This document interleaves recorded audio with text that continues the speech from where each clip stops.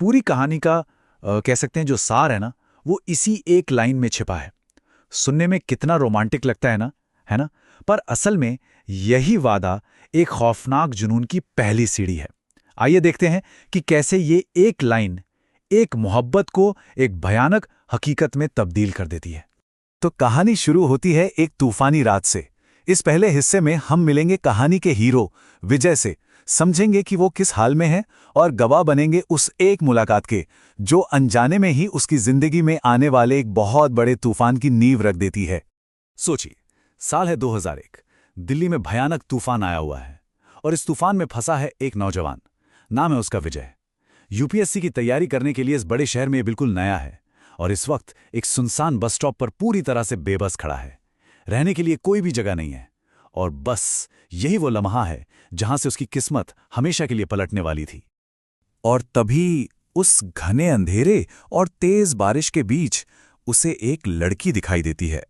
उसका नाम था दिशा। उसकी मौजूदगी में कुछ अजीब था। उसका चुपचाप रहना, उसका अलग थलग सा व्यवहार, यहीं से कहानी में वो रहस्य की पहली गांठ बनती है। विजय बात करने की कोशिश करता भी है, पर वो खामोश रहती है। उस अजीब सी खामोशी के बाद दिशा अचानक से विजय को अपनी कॉलोनी में एक खाली फ्लैट ऑफर करती है। अब मजबूरी में विजय उसके साथ चल तो पड़ता है, लेकिन वो पहुंचता है एक ऐसी जगह जो किसी भूता फिल्म के सेट जैसी लगती है। एक पुरानी उजाड़ सरकारी कॉलोनी जहां मौत जैसा सन्नाटा पसला हुआ था और ये माहौल बहुत बेचैन करने वाला था। खैर, विजय को उस डरावनी सी कॉलोनी में सिर छिपाने की जगह तो मिल गई और यहीं से कहानी का दूसरा दौर शुरू होता है, सपनों का घर। यहां विजय की जिंदगी अचानक से बिल्कुल परफेक्ट हो जाती है, लेकिन इसी खूबसूरत सपने के पीछे कुछ अजीब से इशारे, कुछ खतरे की घंटियां बजने लगती हैं जिन्हें वो नजरअंदाज कर देता है।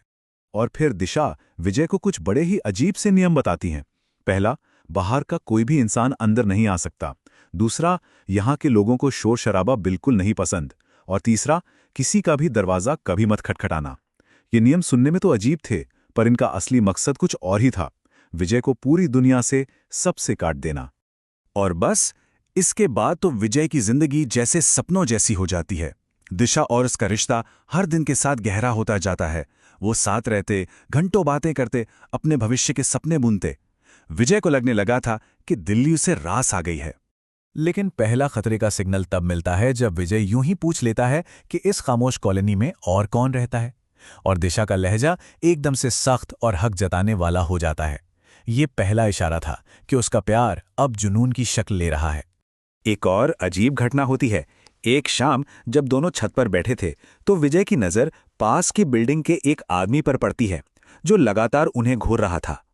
ये घटना कहानी में एक बाहरी नज़र लाती है और ये एहसास कराती है कि उन पर कोई देख तो रहा है, लेकिन शायद वैसे नहीं जैसा विजय सोच रहा है। सब कुछ परफेक्ट चल रहा था विजय की दुनिया में, या उसे ऐसा लग रहा था। पर अब हम पहुंचते हैं कहानी के सबसे खौफनाक मोड़ पर, सच का आईना। ये वो पल है जब सपनों का खूबसूरत शीश महल एक झटके में टूटकर बिखर जाता है और सामने आती है एक ऐसी भयानक हकीकत जिसकी कोई कल्पना भी नहीं कर सकता। 1 साल बीत चुका है। विजय का एक दोस्त है कोचिंग का, मोहन।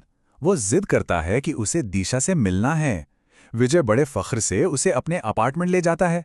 कहता है, देखना दिशा घर का कितना ख्याल रखती है, एकदम चमका कर रखती है। लेकिन जैसे ही मोहन उस घर में कदम रखता है, दो अलग अलग हकीकतें आमने सामने आ जाती हैं। जिस घर को विजय साफ सुथरा सजा सजाया देख रहा था, मोहन को वही घर एक खंडहर दिख रहा था। गंदा, जालों से भरा, दीवारों पर सीलन और काई जमी हुई थी। यहीं से विजय का बनाया हुआ सपना टूटना शुरू होता है। विजय को यकीन नहीं होता। अपनी बात साबित करने के लिए वो किचन से वो टिफिन बॉक्स ले आता है जो दिशा ने सुबह पैक किया था। पर जैसे ही मोहन ढक्कन खोलता है, अंदर सड़े हुए पास्ता में कीड़े रेंग रहे होते हैं। एक और भयानक सबूत कि कुछ बहुत बहुत ज्यादा गड़बड़ है। आखिरकार वो दोनों उसी पड़ोसी के पास जाते हैं जो विजय को घूरता था, और वो जो बताता है उससे विजय के पैरों तले जमीन खिसक जाती है। वो आदमी कहता है, मैंने यहां कभी किसी लड़की को नहीं देखा, मैं तो बस उस लड़के को देखता हूं जो उस वीरान इमारत की छत पर आता है और घंटों अकेले हवा में बातें करता रहता है। अब विजय की दुनिया बिखर चुकी थी। सच सामने आ चुका है और विजय का दिल, उसका दिमाग सब टूट चुका है। अब कहानी अपने आखिरी पड़ाव पर है, कभी न खत्म होने वाला इंतजार।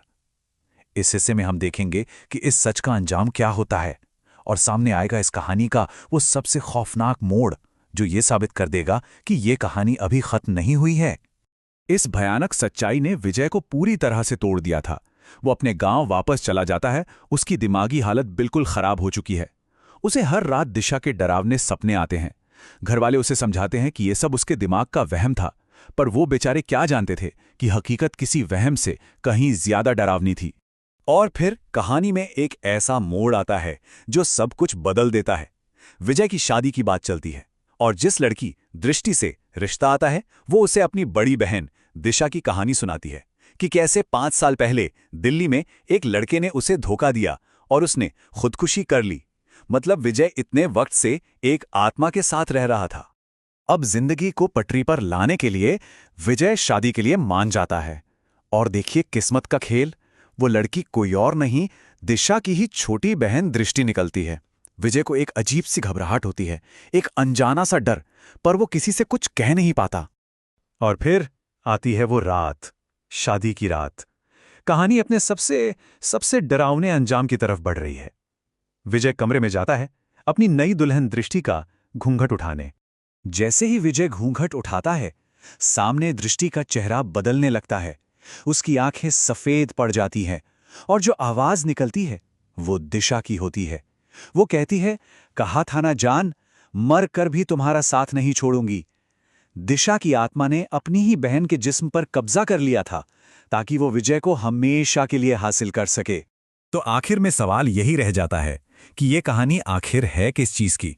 क्या ये एक ऐसे प्यार की कहानी है जो मौत के बाद भी खत्म नहीं हुआ, या फिर ये एक ऐसे शराब की दास्तां है जिससे बचना नामुमकिन है? ये कहानी प्यार और जुनून के बीच की उस बारीक सी लाइन पर हमें सोचने के लिए छोड़ जाती है।